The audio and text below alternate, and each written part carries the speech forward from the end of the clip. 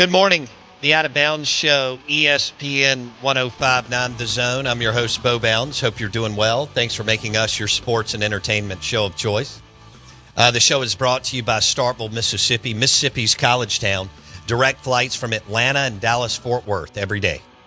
12 minutes from campus, right into the Golden Triangle Regional Airport. I have flown in and out of there several times. It's great because when you get older, you love smaller airports. I mean, you can land and you're out of there in 2 minutes. All right, direct flights from Dallas, Fort Worth, and Atlanta. Book yours today straight into the Golden Triangle area. FlyStarkville.org, FlyStarkville.org. Also, shout out to Two Brothers, Smoked Meats and Older Brother Bistro. They'll be open this week. Starkville hosts the Battle for the Golden Egg Friday, 11 a.m. Barton Dinkins, one of the best pit masters and chefs in the SEC. If you haven't been there in a while or you've never been, Two Brothers in the historic Cotton District, Older Brother Bistro, elevated dining in the historic Cotton District. We welcome in Steve Robertson, genespage.com, 247 Sports. His site's on fire. Steve, you know the drill. Battle for the Golden Egg Friday morning at 11 a.m. It has been a while since 2022, since Mississippi State has won this game. So let's jump right into it. Ole Miss is better on both sides of the ball, and they have a better coaching staff. They're favored by 7.5. How does Mississippi State find a way to put themselves in position to win this game in the fourth quarter? You got to protect Blake Shapen. You got to run the football. And probably most importantly, you got to be able to slow the run down a little bit. You're not going to stop it. I mean, Lacey's too good, and that offensive line is good. So you're not going to stop it, but you got to get some stops. I tell you, the thing that jumps out to me in my review of Ole Miss is their specialists are really good. I mean, they can flip the field on you. I mean, almost half the punts are like 50-plus yards. They don't give you much on kickoff returns. So you've got to earn everything, against this Ole Miss defense. So they just don't make a lot of mistakes in special teams. And I think there's some plays that can be made against the secondary. They're not necessarily a big turnover team. I think they have 9, which is next to last in the league. But there's just so many factors in this ball game, and there's so many ways that State's got to be better. You got to hope if you're Mississippi State that this Ole Miss team shows up and is a little bit distracted. And people, it's not just about the playoff, right? I mean, it's about the long-term future of each student athlete, because you start thinking, if Lane Kiffin is really leaving, do I go with him? Do I stay here? Do I get in the portal and just start over? And if you don't think those conversations are being had, you're kidding yourself. Yeah, and you wonder how much, because you just laid out how much they have to overcome as far as talent and coaching. And Mississippi State has not been well coached this year. It is a rivalry game. Yes, some years crazy things happen. And then, Steve, I also look at it like this. There are a lot of years where just the better team wins. So it's, you're kind of weighing both these things. I don't think Fluff has been healthy since coming back and trying to play. Tip of the cap for doing that. Do you feel like after a 2-week rest that there is an opportunity to see either a 100% or like 95% Fluff Bothwell at running back? Yeah, I don't think he's going to be 100% until the spring, but I do think you're going to see a healthier Fluff Bothwell. And I think this offensive line with a healthier Albert Reese, I think in some respects you might even be able to make the case that Albert Reese may be State's most important offensive player, because when he hadn't been in there, it is at times been a jailbreak, and you get free runners to the quarterback. And, people get emotional when your quarterback gets sacked, and sometimes the quarterback gets the blame for it, and sometimes they deserve it. And other times, man, this offensive line, when you've had to play musical chairs this year, it's been an adventure. And so I think getting Albert Reese back, we spoke with him yesterday, and says he's good to go, and started at left guard against Mizzou, but things didn't really kind of move a little bit better until he moved out to right tackle. And so I think having him back and then Fluff being closer to 100%, Booth, of course, obviously, kind of gives you some juice as well. So, he's a good player.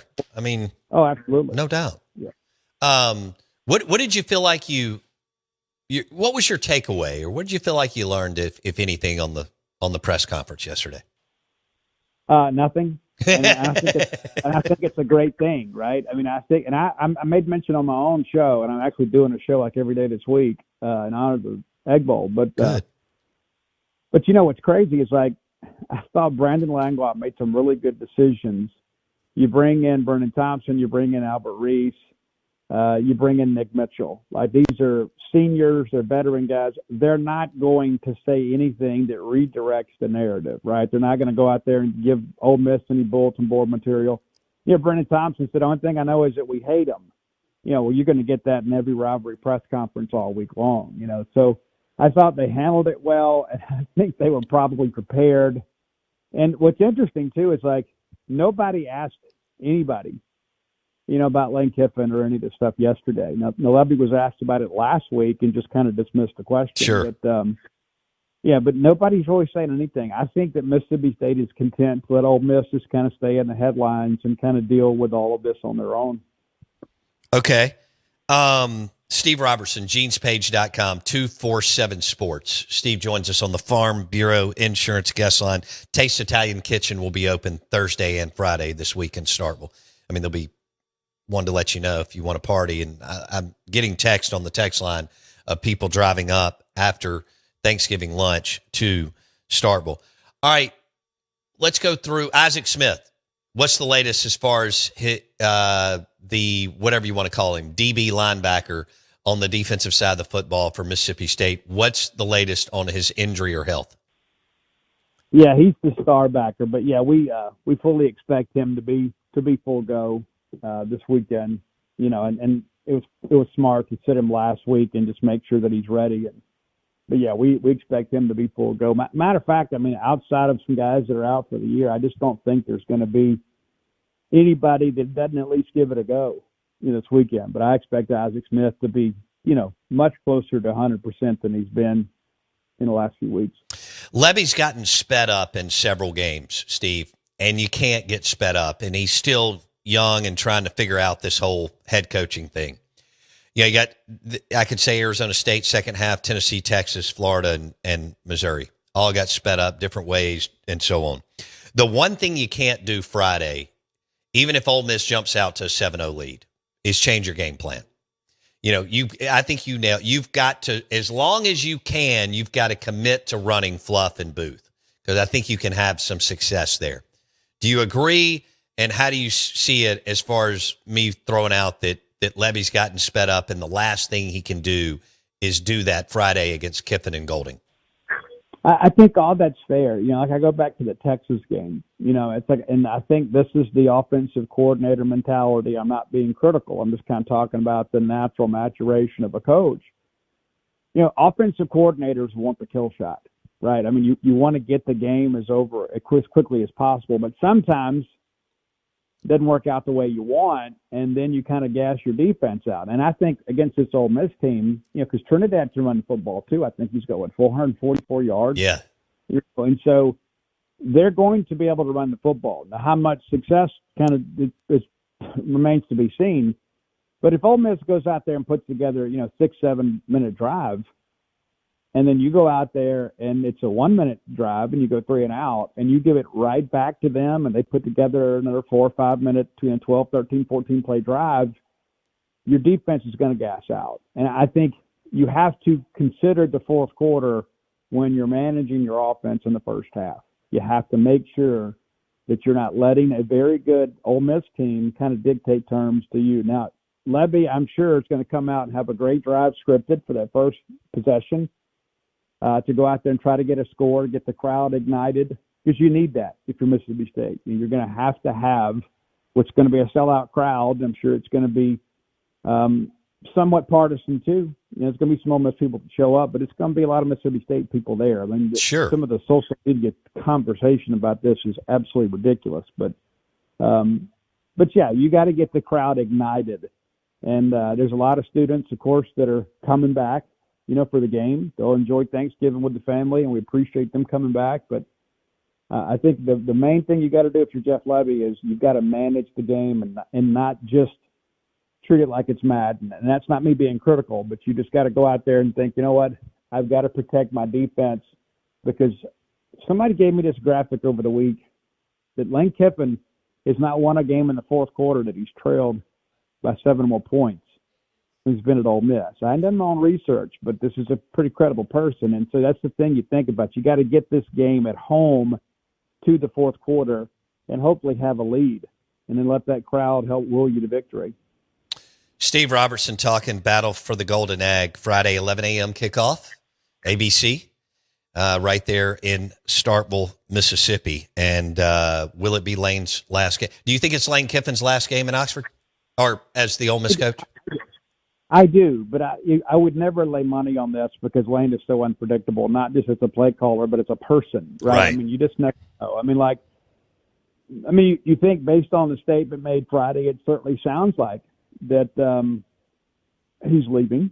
You know, you talk to people in Baton Rouge that seem to have a clue. They seem to think he's leaving too. And you talk to people in Gainesville and you hear that they're already doing due diligence with other candidates because it doesn't appear they're getting Lane Kiffin. And so you talk to enough people, you can hear whatever you want to. But at the end of the day, the only person I think knows for sure is Lane Kiffin. Yeah. And, you know, he may have told Keith Carter something on Friday and changed his mind today. I mean, he's a little bit of a wild card in that respect. And yeah, that may be one of the things that makes him a great coach, you know. And so at the end of the day, yeah, I based on the context clues, I think he's leaving. And I think it's one of those things, too, that, like, I see a lot of people out there in the Mississippi State media doing the Jedi mind trick and things like that. At the end of the day, it's a yes or no thing. But the context clues certainly lead you to think that he's leaving.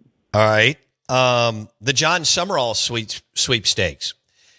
You and I have been talking about him for years because I thought Mississippi State should have hired him, and they could have a couple of years ago, and they decided to go with Lebby and so on. But he's continued. He won at Troy. He won at Tulane. So this could be wild depending on what Lane decides. It's like Lane's got to make his decision to clear traffic for Summerall, possibly Drink, and some of these other guys. Steve, what do you think about the Summerall sweepstakes? I think the only person that's in a better position right now than John Summerall is Lane Kiffin. Yeah, I agree. Lane's going to get his pick.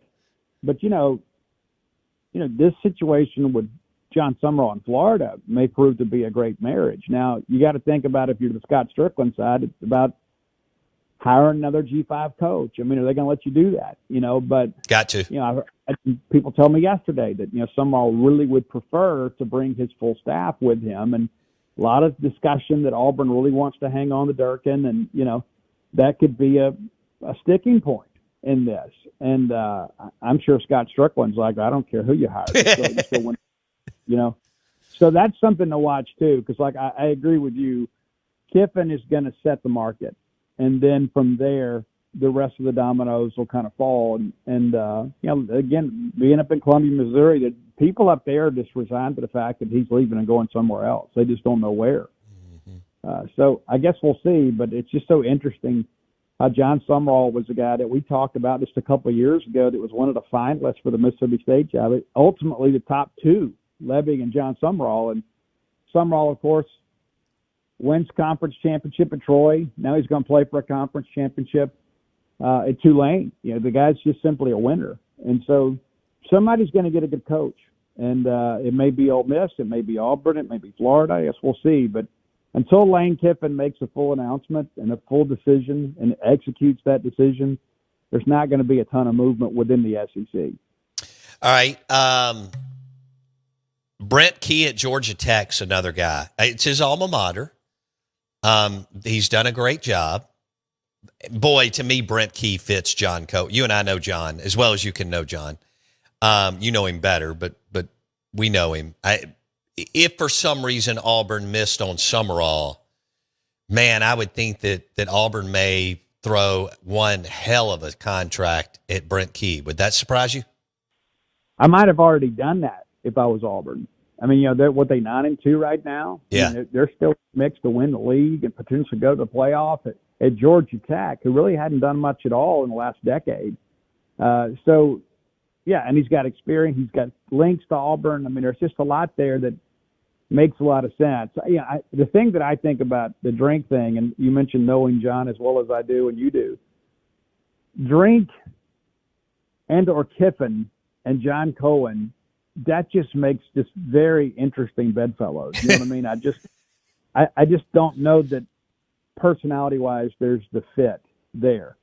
But, we'll see. I mean, Auburn's always looking for an Auburn man, right? I mean, you hear that all the time. This is an Auburn man. And so there's probably going to be somebody with some connection to Auburn. Of course, Drink spent time at Auburn as well. But, that personality, I could see some conversations with Drink and Cohen get a little bit elevated, shall we say. All right. Do you believe Drink's gone somewhere? I do, but I don't know where he's going to go. Right. I mean, that's the thing. It's like until Lane puts the corner piece of this puzzle on the table, either he's going to stay or he's going to go. I think a lot of people are just in a holding pattern. If somehow Kiffin doesn't go to LSU, I think they probably make a push to get Drinkwitz. Okay. And then we'll kind of see how it goes from there. A lot of people in Como were talking about Drink going to Penn State, and they cover that beat obviously a lot closer than I do. I haven't heard a whole lot about Drink in Penn State until we went to Como, and they think that's their biggest concern right now. Charles Huff. I know they've lost a couple of games, but you look what he has done and what he walked into after they won one game. He has done a hell of a job, and he may stay another. If you made me bet $100, I'd say he's gone. UCLA offered. I don't think he wants it. I don't think he wants to go out there. They've never committed.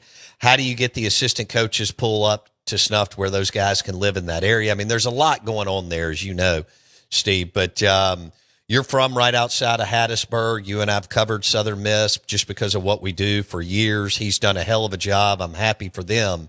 Do you think he's there next year? Probably not, but I don't think he leaves for a Power 4 job because I think he's had that opportunity at Marshall and hadn't been able to get the offer.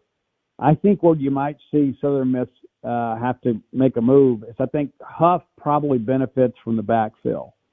Like if Alex Golish takes a job, South Florida, maybe Huff makes sense at South Florida. Yeah. If Ryan Silverfield takes a job, then I think Huff makes great sense at Memphis, But he's proven to be a guy that can do some amazing things. And I'll be honest with you, he's done better than I expected, not just this year, but just in his time as a head coach. Now, he's a very polished and guy that can really communicate his vision well. Oh.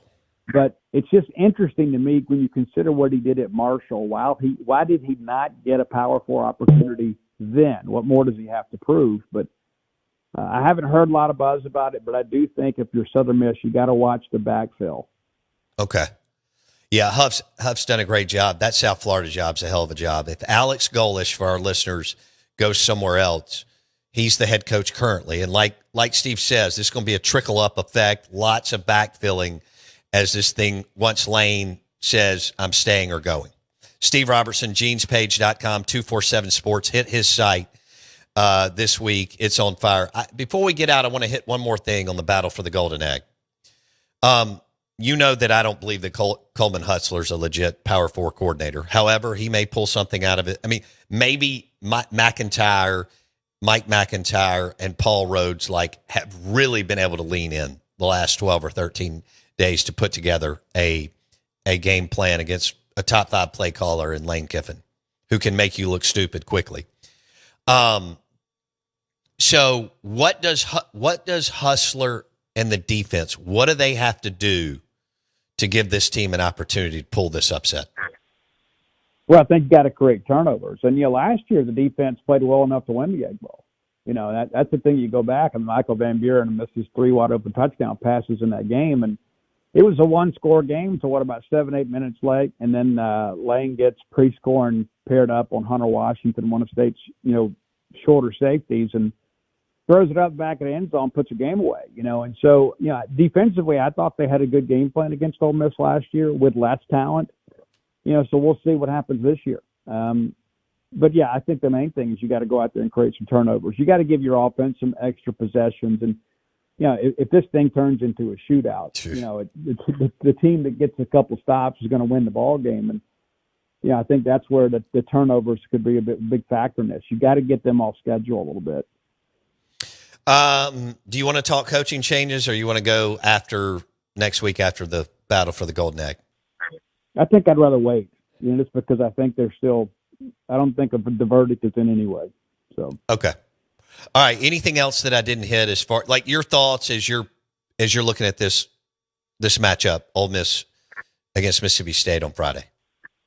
Well, you just never know what the collective psyche of a team is going to be. I mean, you never know. I mean, like last year, let's be honest, that Ole Miss team kind of showed up somewhat disinterested in the Edge. Yeah. And kind of got going a little bit later. You know, State should have been up a couple scores early in that game, but there's a lot of woulda, shouldas out there. But Ole Miss wins the game ultimately.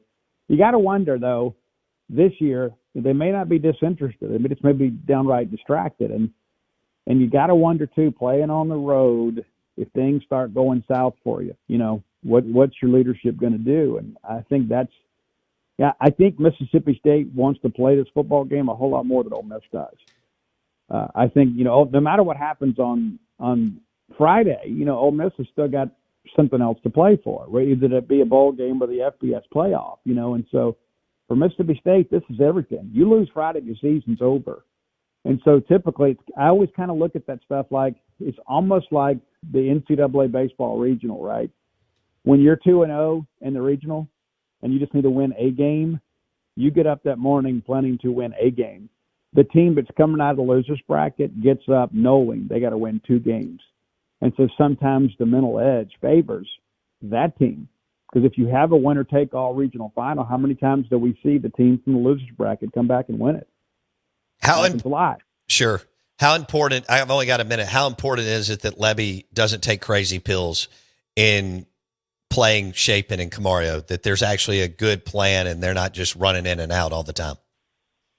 Yeah, I mean, you got to be measured in what you do, you know, and I think the game itself will dictate a lot of that. The game will let you know, and there may be a situation where you put Camario in there and maybe you work on some package stuff. But, you know, at the end of the day, I just think Coach Lebby just has to make the football play, you know, and I'm sure Blake Chapin's going to start. If you go down, you get up 7-0, get a stop and have a chance to go up 2 scores, you absolutely have to do that. And that's kind of been State's Achilles heel this year on offense.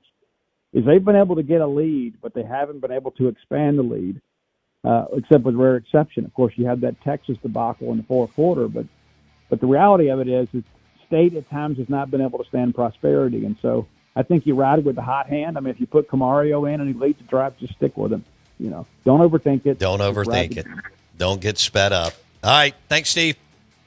See you. Genespage.com, 247 Sports, brought to you by Two Brothers. Fantastic restaurant and bar and older brother bistro in Starkville, Mississippi. Show is brought to you by Mississippi's College Town. Direct flights daily from Dallas, Fort Worth, and from Atlanta. Isn't that a beautiful thing? Show is also brought to you by Taste Italian Kitchen in Starkville. It will be open on Thursday and Friday. Jay Powell, World Series champ. Grit Fitness and Training on Lakeland Drive will join us next.